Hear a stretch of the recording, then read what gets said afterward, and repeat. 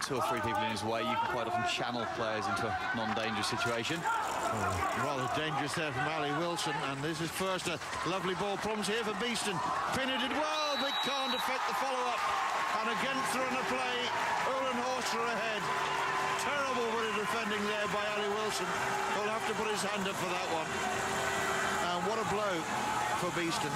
Yeah, they've done so well early parts of the game. Wilson trying to drill this through a channel. Too much of a touch, then all of a sudden it's 3-on-1. Pinner doing very well, actually Wilson doing very well to get back and try and affect some kind of challenge, but just too many players in the end to be able to do anything effective. Marco Milkow adding to his goal tally for the weekend. Off of the field. Now Myling on again. Cole Smith is bypassed.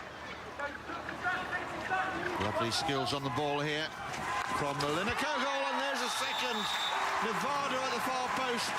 Nobody had picked him up. Well, that was all Lineker's individual brilliance, wasn't it? Great bit of skill and great vision. Well, we talked about Martin Jones eliminating defenders. Lineker doing the same thing. The difference is he picked out the pass.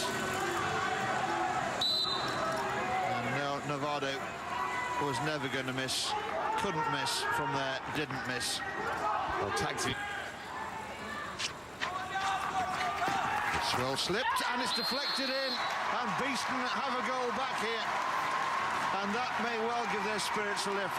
Well, we'll have to have a look at the defensive replay, because I don't know whether that was the injector coming in who got the touch, or actually it was a defender who got a touch over his own goalkeeper.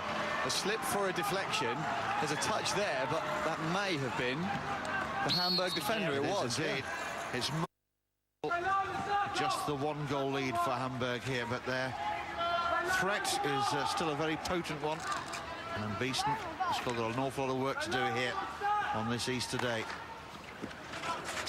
Again, the space at the far post. Wilson can't make the challenge. Shot comes in, Pinner's down.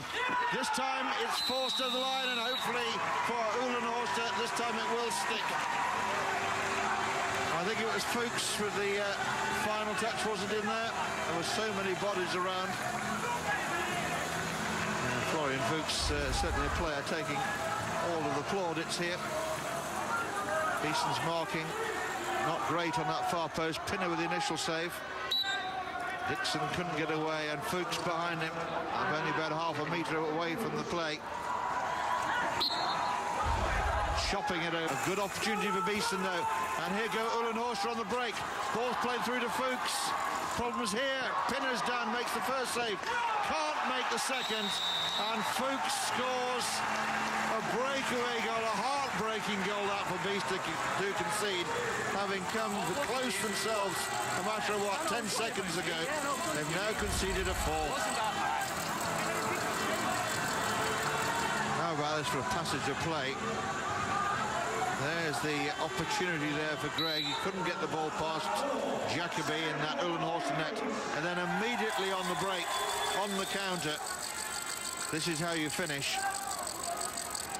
Pinner did ever so well with the first stop. A little unlucky perhaps with the rebound.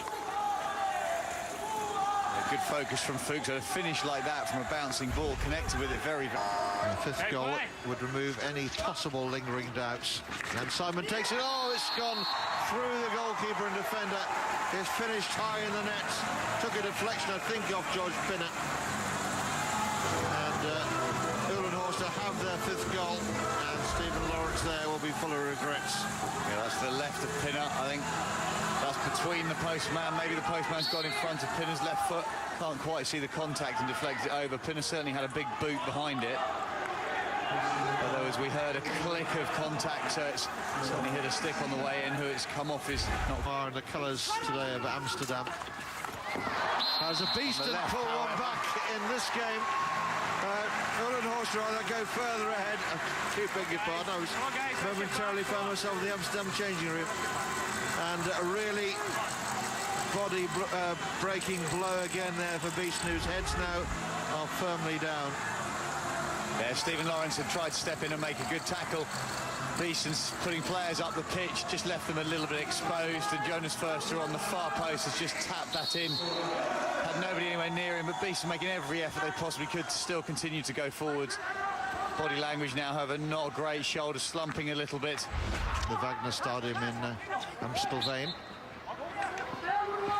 Hard to think of a club with better facilities than this one here, though, in Rotterdam. And here come Uhlenhorster again. Oh, that's absolutely beautiful. And that's number 7. Milk Cow with a finish, and Uhlenhorster are showboating here, and Beeston are hurting. Oh, what's impressive from Milkow's finish is to watch the movement. The play is fantastic in the build-up. The Milkow, as he gets this, actually pauses, waits for the goalkeeper to commit. I think it might have taken a Beeston touch on the way into the net that lifts it finally, but just waited for the goalkeeper Pinner to come out to him, and then absolutely rigs it just under the crossbar. In that game against Dynamo Kazan. How about here against Bloemendaal? Takemar takes it on, and it's scoring penalty corners when it matters most. That is the mark of a true genius. And Takemar there, putting one away early in the game, giving Amsterdam the lead. And he won't need me to remind you, Dan, doing it in front of the Dutch team coach. Oh, you have to wonder, the postman not getting much on it. Stockman managing not to get across to his left-hand side as well as he might like. He's a big man.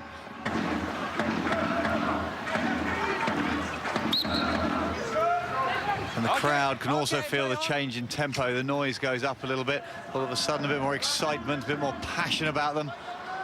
Now, Amsterdam threading a few passes together here, and problems for Bloemendaal. And a real scramble, and an easy finish. Bloemendaal's defence all over the place there. And Amsterdam have a second goal. Mirko Prouzer, the goal scorer. It came through a fantastic interchange down the right-hand side channel. The lovely little triangles playing the pass. Floated in here. Great control under his feet from Evers. Bit of a scramble, just pops to the back post. Not sure how that got over the top of Stockman. Everybody seemed to miss it. Well, Van Puffelen seemed to lose his grip on the turf, and that added to the confusion, I think.